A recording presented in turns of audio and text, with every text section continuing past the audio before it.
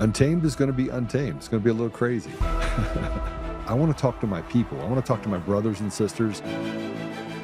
We can have grace and humility in how we interact with other people. Oh, hot dog, look at you. And nobody talked about what's really happening. And let's have conversations about what truth is.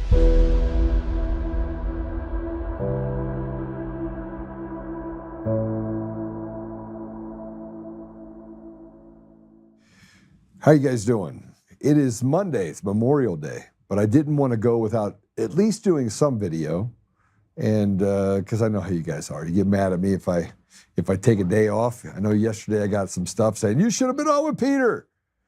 So obviously I'm pre-recording this for you. So I'll probably be in the comments just so I can say hi to you when it plays. But I want to take this time to say I appreciate you. And hopefully by now we've heard that Yemi is out of surgery and that everything's good.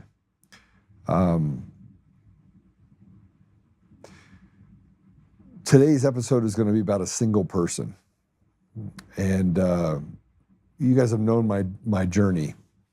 My journey's been one that for the last 6 years could be well defined as having to fight through slander and attacks and lots of things they've done, not just to me, but to my family and to other people around the country. I'm not the only one. I'm not the only one that's been victimized. We obviously have Tina Peters that is sat in jail for almost 2 years, just got a commutation of her sentence cut nearly in half that puts her in a position where she will be released on June 1st. We are grateful for that. I do want to remind all of you that it took a Democrat to get that to happen. In other words, it was Jared Polis that, as a Democrat, that got Tina Peters released. I don't really know how to feel about that. I don't know how to feel about that. That we didn't take all the steps necessary in order to get her out sooner, or maybe we did. I don't know. I'm reserving judgment right now. Obviously, it's more complicated, and I don't have a seat at the table and understand all the pieces that played a part in that. I do know that Pam Bondi was released of her responsibility, and Todd Blanche took over that responsibility as the acting AG. And still things did not get accomplished. But there's more and more stuff that are happening that I think gives us pause to say there's a pretty good chance that we will get justice of some sort. There's been indictments that have been dropping every single day. And there's an office in the DOJ specifically out of Miami that has a bulk of those investigations and those indictments and charges. So is there hope? I believe there is. President Trump on Thursday of last week had a simple thing that he said. He goes, I'm going to rid the government of the deep state. That's a statement that you make when you're ready to push certain levers or pull certain levers and push certain buttons. I have a lot of faith in President Trump. He's come a long way, and I don't think he's going to do anything that would put us in a position where after he leaves his office in 2 years that we go backwards. And that includes making sure that the people inside of the administration recognize how serious he is about getting rid of these really diabolical people that have done some terrible things to our country over the last 20 years.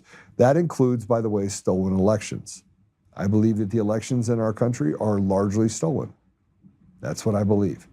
I don't believe that because it's just empty conjecture. I believe that because it's true.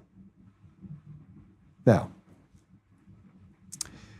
I went from running for governor of the state of Colorado feeling that, I can win this, and there's a lot of things that I can accomplish. We can gut the rotted judiciary of the state, or the fact that they have done some really horrible things to put criminals back on the street while persecuting good people.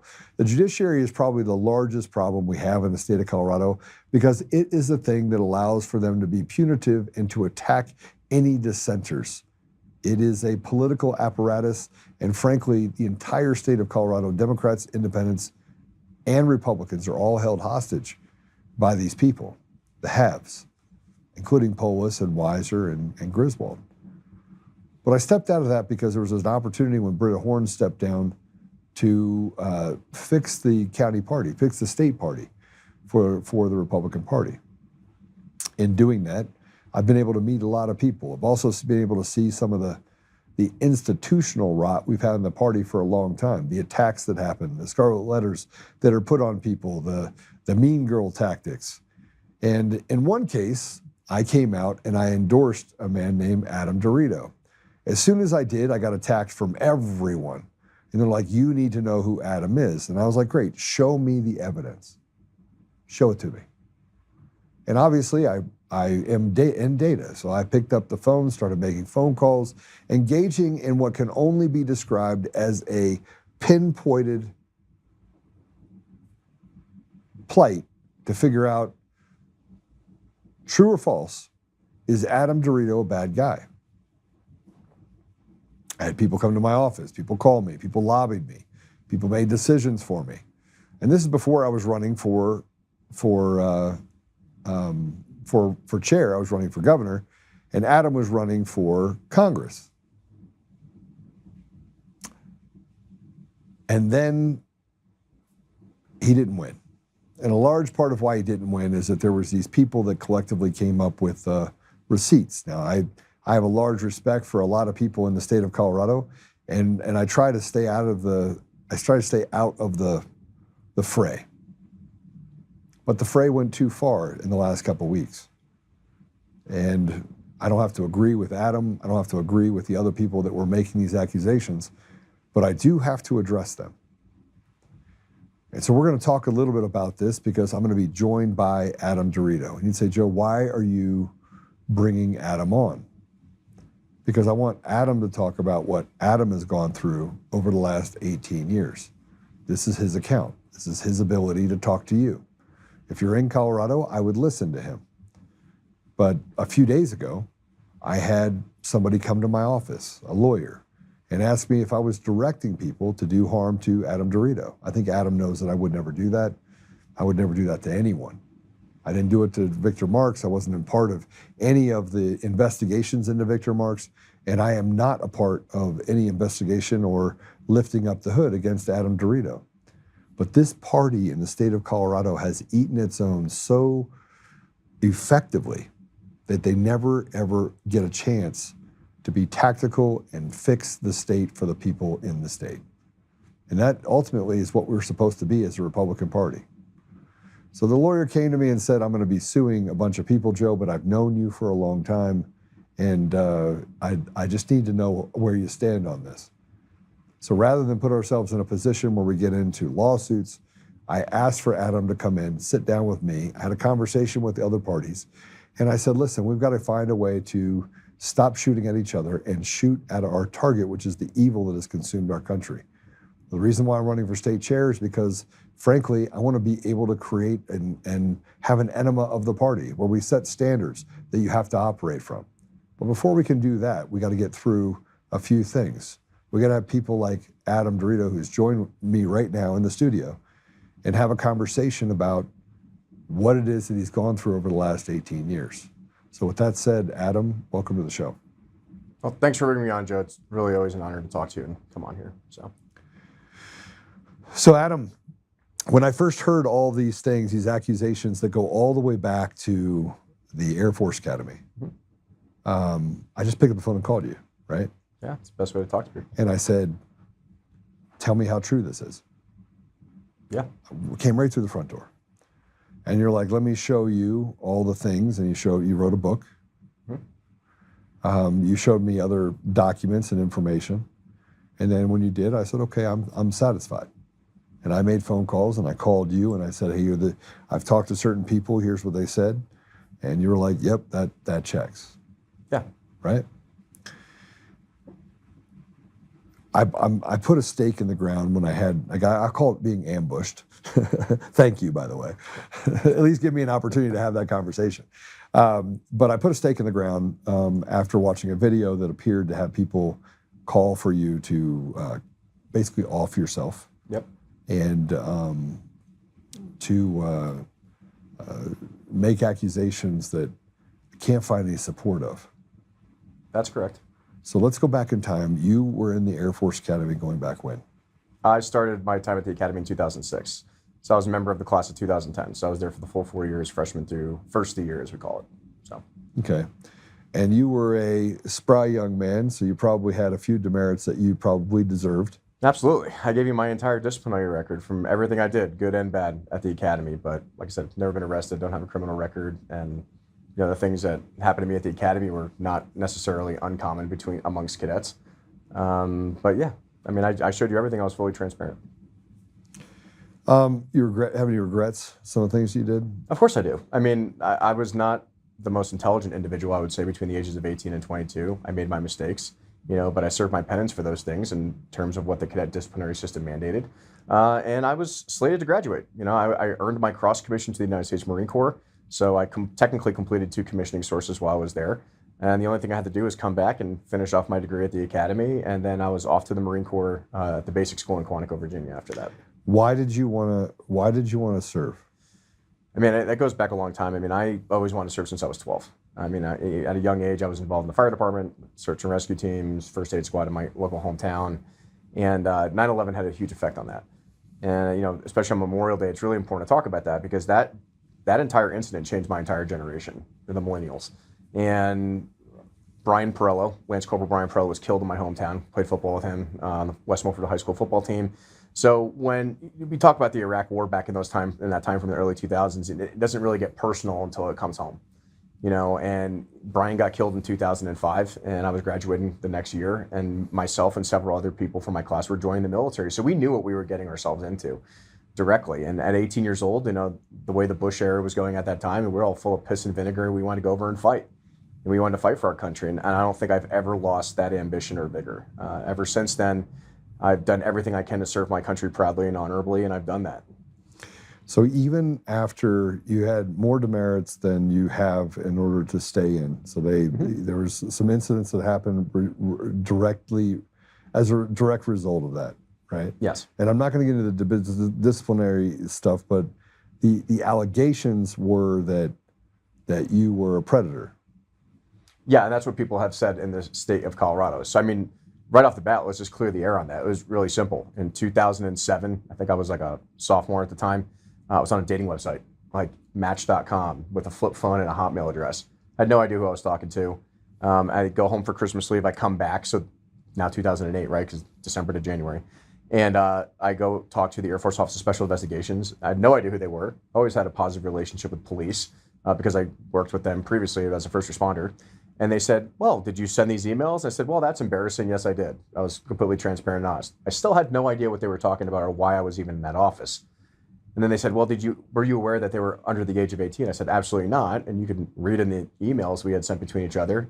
That person identified as over the age of 18, female, Colorado Springs. Back in the day with AOL Instant Messenger, ASL, right? That's what we did.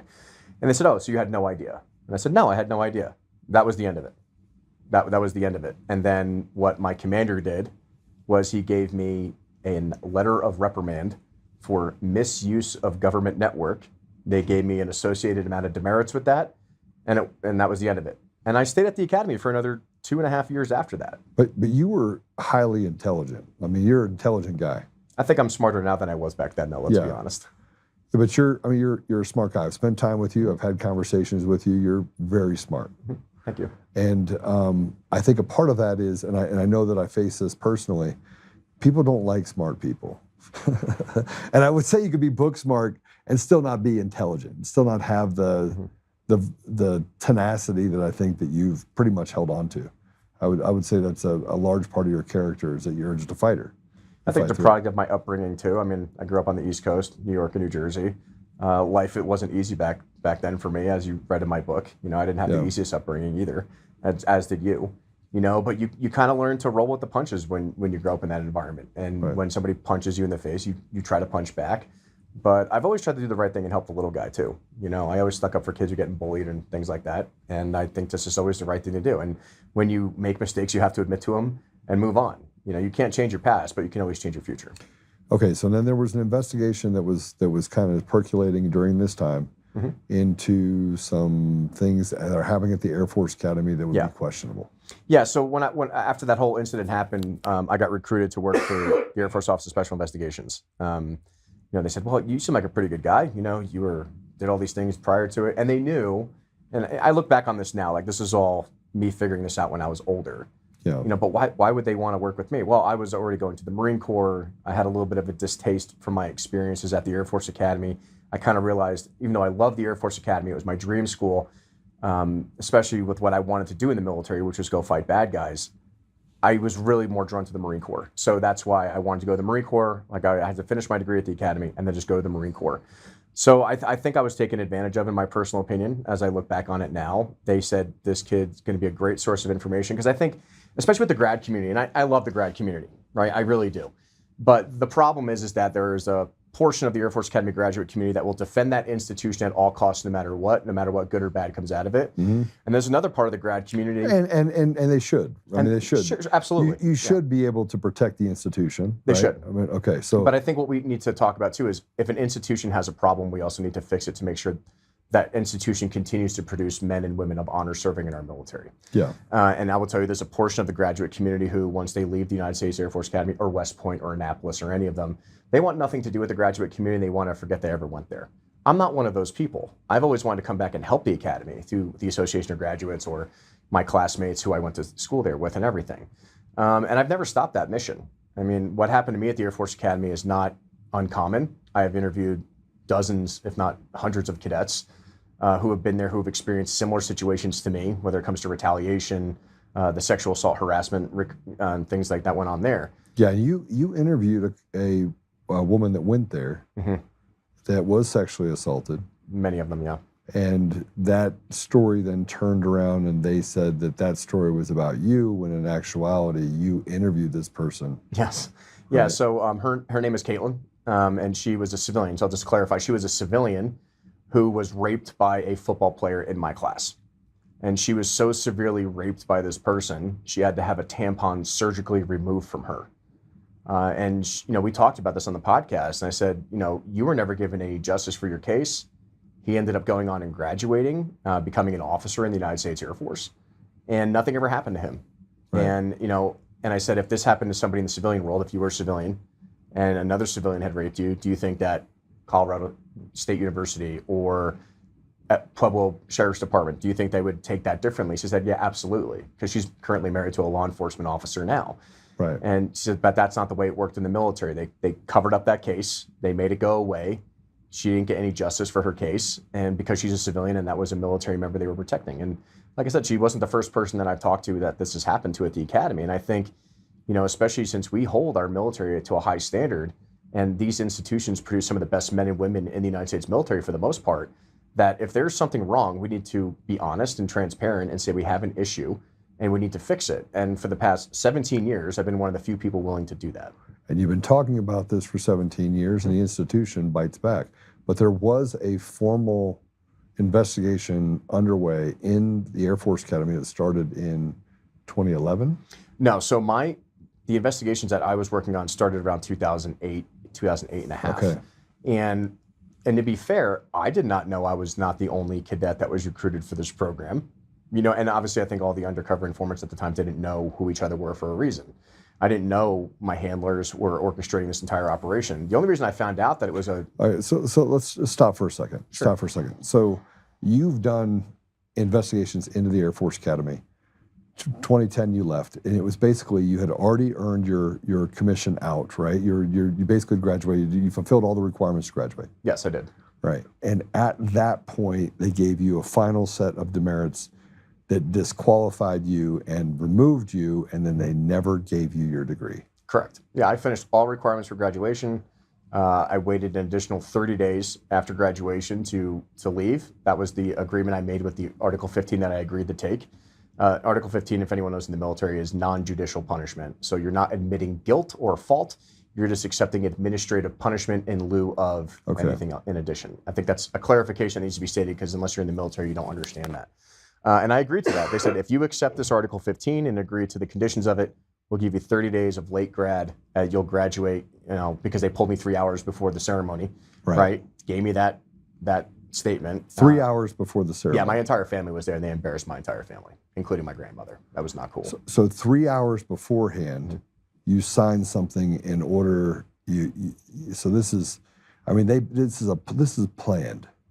Oh, it was planned, and it wasn't. I did not sign anything 3 hours prior. Then someone knew. Yes. So someone knew about this, waited to the last possible minute so they must have known that you were actually cooperating with someone, doing something to give up information. Someone had to have leaked that information in order to cause this, correct? Yes, absolutely. And to this day, I mean, I can make assumptions on who that person was. I mean, but I'll never know the actual It's truth. not a single person. It would have to be more than It was one person. multiple people, but even to this day, do I know the spider web of what was going on in the superintendent's office in the back door when I was a cadet? No. But I can make assumptions based upon the commanders that were involved that I knew at the time. Interesting. So you're set to graduate 3 hours before you go on to graduate. Yeah. They pull it. Mm-hmm. Yep, they said they hadn't made a decision on Lake Rad yet, but I could still walk in the parade the day before, and I was likely going to walk the next day. And then my whole family shows up, and they said, nope, we changed our mind. You're not walking today, and now you're going to be on 30 days of Lake Rad. Still under the assumption of I was going to get my degree at the end of that 30-day punishment. I just thought they were just trying to embarrass me in front of my family because that's what they do to you. And I said, fine. So I agreed. I sat there in the stands with my family. I did my 30 days punishment. I built the gazebo at the cadet airfield. It's probably still there today. That was my punishment, to build a gazebo. And then at the end of the 30 days, they called me into the superintendent's office and said, nope, never mind, we changed our mind, you're done. And then they pulled my degree. They charged me hundreds of thousands of dollars and financially ruined me and destroyed my reputation. And I've been fighting that ever since. Have you stopped fighting? No, and I won't. Because it didn't just happen to me, it happened to other cadets, but I'm the only one who's gone public about it and has been willing to fight the system. And I think now I understand why people don't fight the system, because they will track you for over almost 2 decades now, because I think the institution at the academy currently as it sits has a problem with admitting when we have a problem. And well, I think that's any institution. The FBI has the same problem. Sure. Any military institution. It's designed to protect itself. I mean, and Yes. that same thing that makes it valuable when you go out to serve. I am my brother's keeper. No man left behind. Mm-hmm. That same mentality then starts to attach itself to the institutional rot that exists inside organizations. Would you agree? I would agree with that. Okay. So let's fast forward now. Mm-hmm. You get out, you're fighting this deal, you go into the civilian world. Mm-hmm. Okay. What did you do after all this stuff was going on? What did you decide to do? Well, I mean, the first thing I did was I just had to find a job. And as someone who, without a college degree now, who has no experience other than working, I became a personal trainer right off the bat just to make gas money and pay my bills. And then in 2012, I had an opportunity to enter into the oil and gas industry. And I needed to make as much money as I possibly could because I had lawyer fees to pay. And I mean, these lawyers that I had to hire for my case were ridiculously expensive when you're fighting the federal government. But I did it. I buckled down and I went into the fracking world, working 18 to 22 hours a day for 14 days straight, 7 days off. And I did that for years. And then we found a loophole to get back into the military, and that was the National Guard. Now, to be fair, I was given a general discharge under honorable conditions. But I was given an RE4 code, which means you can never re-enlist or serve in the military ever again, even though I was never convicted of a crime or anything. It was just an extra stamp on the packet they put there. And we went to all the people and they said, well, I don't know who you made mad in the Secretary of the Air Force's office, but this is signed by some pretty high level people. And right after the Obama years, we went through. So just so you know, there's 2 places no one likes a rat. Mm-hmm. The government and organized crime. Yes. And sometimes they're the same. I would agree. Now, I didn't require a waiver to get back in the military. I think that's a fallacy that's been put out there in the past by certain people in our party. So you did not have a waiver? No, I didn't need a waiver because I didn't commit a crime. I was never convicted of anything. It was, like I said, general discharge under honorable conditions, RE4 code. So went to the National Guard's office. Did you sign off on the RE4 code when you said, okay, I'll sign on with this for? No, that was given without my, Okay. No, they just gave me a piece of paper and that's what it stated. And they made some accommodations to your mental state, never interviewed you, didn't do any of that stuff, but they also made some stuff related to your mental acuity? I didn't find this out until later on. I mean, when I went back into the military, I was not knowledgeable at the time that my mental health records were falsified. This is 2015. So I go into the National Guard. I joined the 19 Special Forces Group. I go and serve 2 years, no issues, had a great time. And they said, all right, let's go try back in commission again. So in 2017, I find a helicopter pilot slot in the Utah National Guard. And I go through all the processes, pass all my tests, all my evaluations, scored really high. because I was already in the pilot pipeline back in the day, so I kind of had the gist of things. And then they come back to me and say, hey, we can't let you fly because there's 7 major psychological conditions listed on your mental health records. And I said, what are you talking about? Keep in mind, I went through the MEPS process and redid basic training. None of this was flagged in my entire file.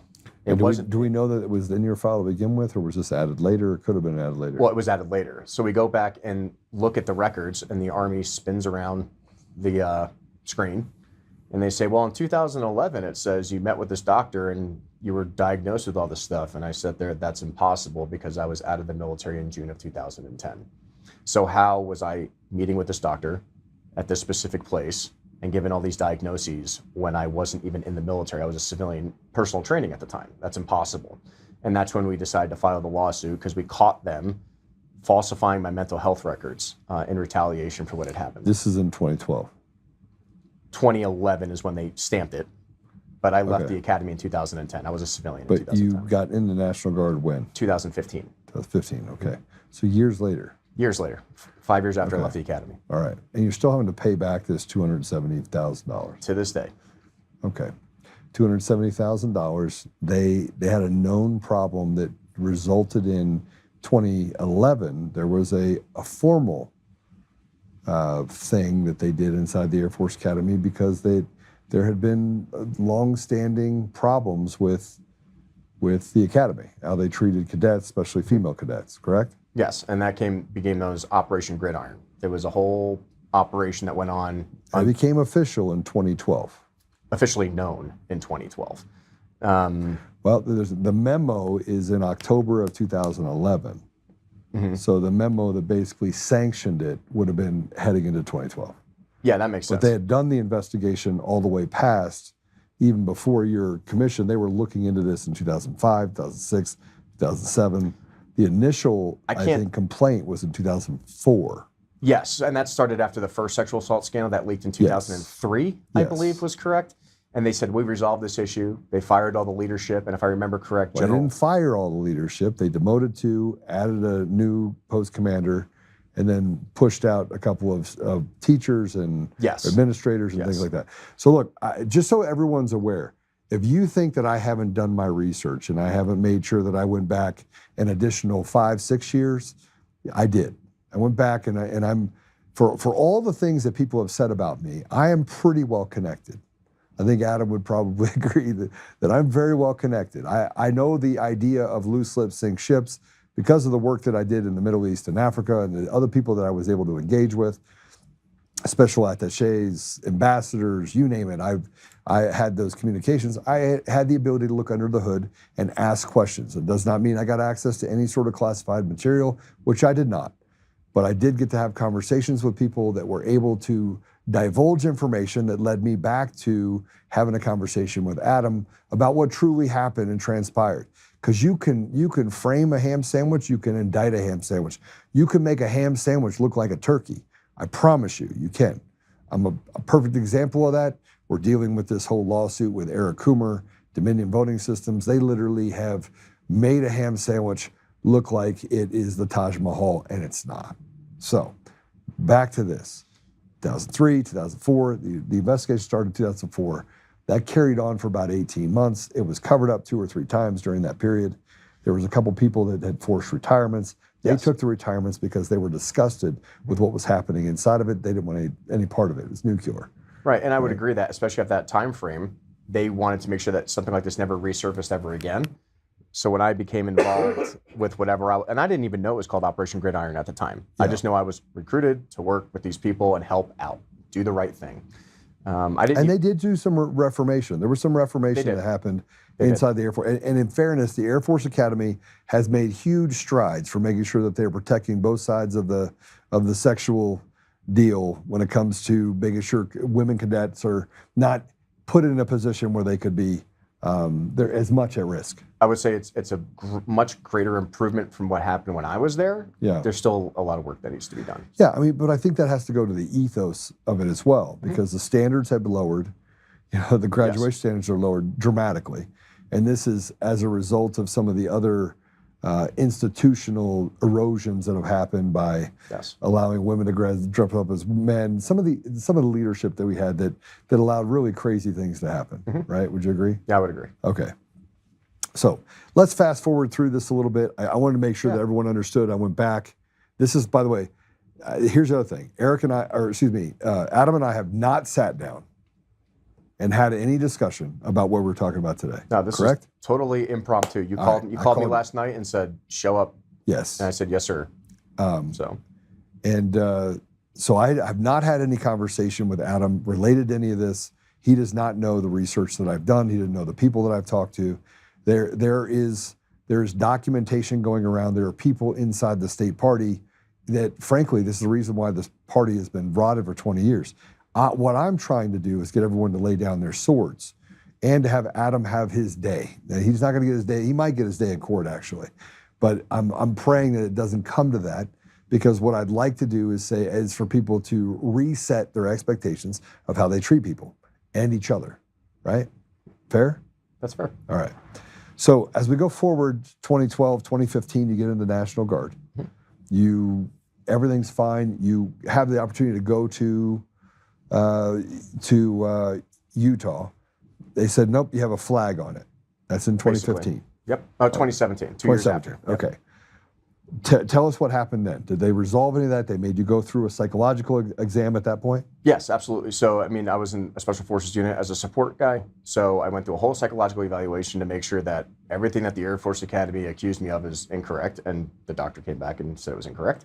They would decide to file a federal lawsuit. It was originally DeRito versus the superintendent, my former commander, et al.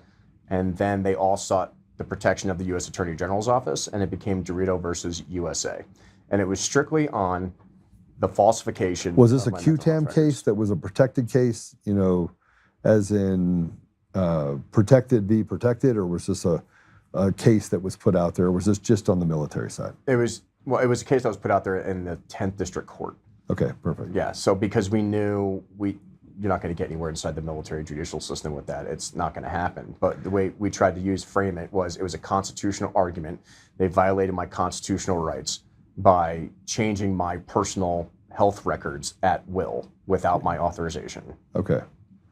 And did you end up being able to go pursue the training to be a helicopter pilot? No, I did not, because until those records were changed, I couldn't do anything. And the Army was great. The Army's been always super supportive of me, but the Army's like, well, the Air Force said this, but it's not in our medical system, and until they change it, we can't see it on our side.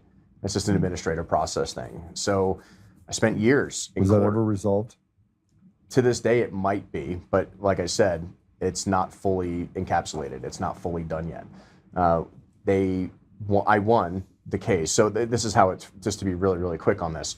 The 10th District Court of Appeals, because it went all the way up to right below the Supreme Court, they stated that under Parker versus Levy, the military is a separate society and should be treated as such, and therefore we cannot tell the military what to do. So even though we agree that there's an error or an injustice in your records and that obviously something's wrong here, we can't tell the military what to do because it's in their own privatized system. So it got kicked back to the executive branch again, because I had to exhaust all administrative remedies before suing them. And then it went to the Air Force Board of Corrections and Military Records again.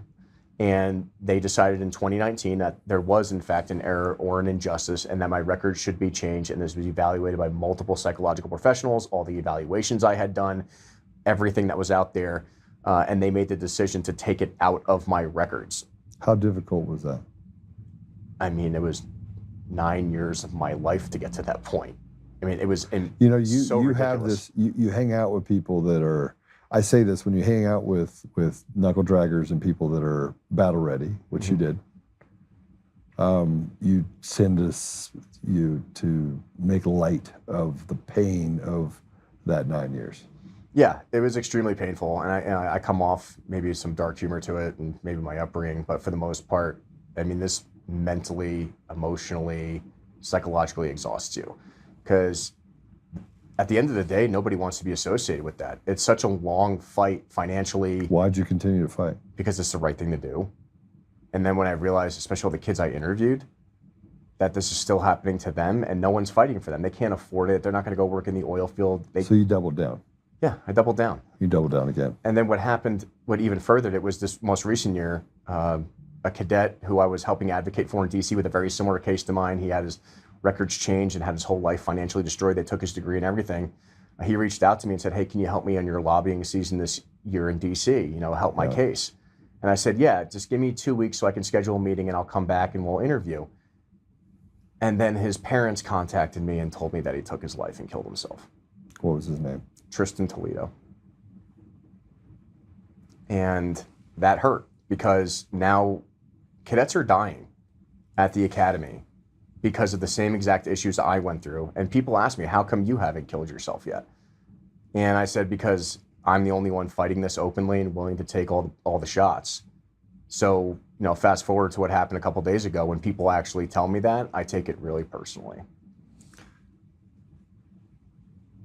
You know, there's a certain thing that's happened on the internet and being able to basically attack people. Mm-hmm. You know, I'm in this lawsuit right now with Eric Coomer. You have to put off him for about 15 minutes, okay?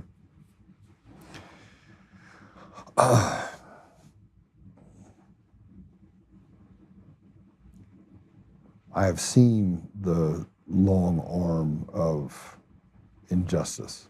Mm-hmm. I've seen them change records and eliminate things and put their fingers on the scale of justice. Mm-hmm. I asked you some questions earlier today and yesterday. I said, how long have you worked in the oil and gas field? 14 years now. And how long have you been at the current place where you're at? 7 years. Okay. So you're fighting uphill. You've been there 7 years. Mm-hmm. I happen to know someone that works in your sphere. Mm-hmm. You've been exceptional. You show up every day. It's still hard work. Yeah, love my job though. Yeah. At this point, you got in 2015. You're 11 years in, and something happened in 2025 that allowed for you to finally get what you thought you deserved all along, which is what? My commission. So, you know, there's the trifecta with the academy case. It took your commission away, your finances away, and your degree away. And basically after that ruling in 2019 and my service and my combat deployment and everything else coming back, the Army, you know, I applied for a very specialized position in the military for a direct commission in civil affairs, and they only take civilian experts in those fields for that.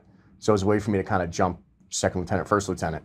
And because of my experience in oil and gas, I was considered a very specialized person for this position. And obviously my relations, which we've discussed in the military, we're not going to say names there, but they were like, you're a perfect fit for this, and we think this is your way in. How's your current record in the military? It's 2015. It's perfect. I've never had an incident in the United States Army since 2015 until recently. How many demerits have you had in the last 11 years? 0 demerits. 0. How many notices in your file that wouldn't have resulted in demerits do you have currently? 0. None. There's nothing in my military file. And so you have nothing in your military file. I have this saying that if you look behind you and you have a tail, and everyone tells you you have a tail, but you don't see the tail, you probably have a tail. Mm-hmm. In this case, you've gone 11 years, 7 years at your current employer, mm-hmm. 11 years in the military. You have an exemplary record, mm-hmm. which I've been able to confirm in large part by people that you don't know that I know. I would assume that's true. Yeah. Because I came out and I told you I'm going to support you because I think what they're doing is wrong. Correct? Yes. All right. Have I wavered in that? No. All right. And what did I tell you last night? You're my brother's keeper. And I also told you not to do something. React. No, do not betray me in this. Oh, yes. You better, absolutely. Right? Yes. I was very simple in saying it, right? That I believe everything you're saying, here's why. And I said, don't get egg on my face. Yes. Right?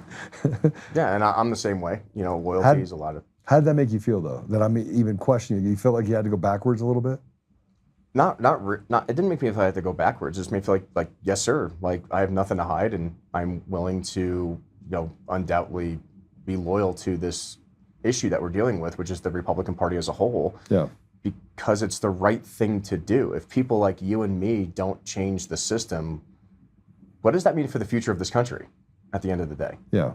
This isn't about me. This isn't about you. This isn't about the party. This is about the American people as a whole. All right, Adam, I got to ask you this, and we're going to be short on time because I know you guys have a big. I'll have him back on again. I want to get a few things more out with Adam, and I think it's important. Sure. Okay. You got your commission. Yes. And then there are certain people in the community that have I not asked you not to sue these people? Yes. All right. And the attorney said, I have all this information, put this all in front of me. Mm-hmm. Right. And I looked at him and said, I need to have a conversation with Adam. I picked up a phone, called you, and I was like, Adam, I think this is a bad idea. We're trying to rebuild the Republican Party. And the lawyer said to me, Adam has these people dead to rights, right?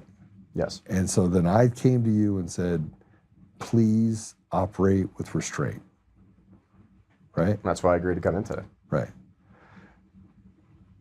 The amount of slander that I've seen people go through in this party is pretty intense. I would agree. Right? And you ran for, or excuse me, got your commission in August of last year, by the way, congratulations. Thank you. This year, you got contacted by the Gazette. Yes. With a bunch of allegations. Yeah. And you told them it's not true. Correct. And they wrote an article. Anyway. Based on a bunch of information. And anonymous sources. But not before they didn't file a complaint against you at your current position in the Army. Yes, the people that were involved. That created an investigation, is that correct? Yes. All right. So now they're interfering with your ability to do your job. Yes. And making accusations using something that they say happened back in 2007? 2008? Mm-hmm. Okay.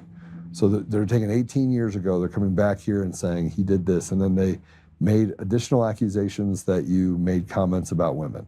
Yeah, that was the most ridiculous thing I've ever heard. When I was at my direct commission course, I graduated #1 on my course. There was somebody who was there, who was from the state of Colorado, who was directly involved, and somebody who was at the academy during my time during that case. And they made up completely fabricated lies. They falsified official statements to the federal government and the investigators. And that investigation came back unfounded, by the way. I will clarify that. That's not really public information, but that investigation came back unfounded. But now people in the military at significantly high levels are looking into the people who created that fake investigation, and they're currently being looked into now as we speak. Okay. I'm going to have you back on. I think this is a really good segue to, first of all, I want everybody to understand something. I brought you in here because I'm trying to resolve and we're trying to heal the party, correct? Yes. And I told you before that, they made some accusations. Those accusations I find to be unfounded. I think most people do, right? It doesn't mean that you're not a flamboyant guy when it comes to having fun. Absolutely. It just means that you didn't do any of this stuff. No. That they've made accusations on. No, I have not. What do you have to say? And I want to give you the final word. What do you have to say to the people that have made up these accusations, that have been a part of this as you have fought for the last 18 years? I'm going to give you the floor and let you talk directly to them. For me, I understand that everybody goes through pain and they have their personal reasons for why they do things. And as a Catholic, of course, I forgive you. That there's nothing, I don't have any real animosity towards these people. But what I would remind people is that doesn't mean that justice does not have to be dealt. I think this isn't just involving me, and it's happened to several other people when it comes to these things. But when something wrong happens, we need to ensure that there's accountability and justice in the system. And I'm hoping that those mechanisms work themselves out so that what happened to me never happens to anyone ever again. Because if we don't do this, we're never going to be able to heal this party. We're never going to be able to move forward. We're never going to be able to make sure that people can raise families, have kids, and do their jobs, and live the American way of life here in the state of Colorado and beyond. And that's all I want to do. All right, Adam, we'll follow up on this again. I stand by all my statements. I do appreciate your service. Thank you for that. You're welcome. And Thank you. Everyone have a great Memorial Day, and we will see you tomorrow. All right, God bless you.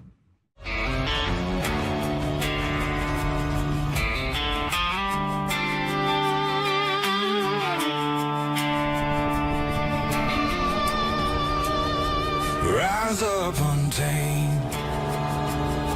In the heart of the fire where the wild ones roam, Joe Oltmann's calling, bringing truth back home. From conservative daily to this untamed fire, we shatter the silence, lifting spirits higher. No chains can hold us, no lies can prevail. Authentic and fearless on this rugged trail. Patriots gather under stars and stripes. Untamed nation, igniting the night. Untamed nation, let the truth roll out in this land of the free. Standing proud from sea to shining sea, we won't back down. Catch the fire, wear the crown. Untamed nation, it's our battle song, motivating hearts where the brave belong. Yeah, untamed and wild, forever strong. Play it again all night long.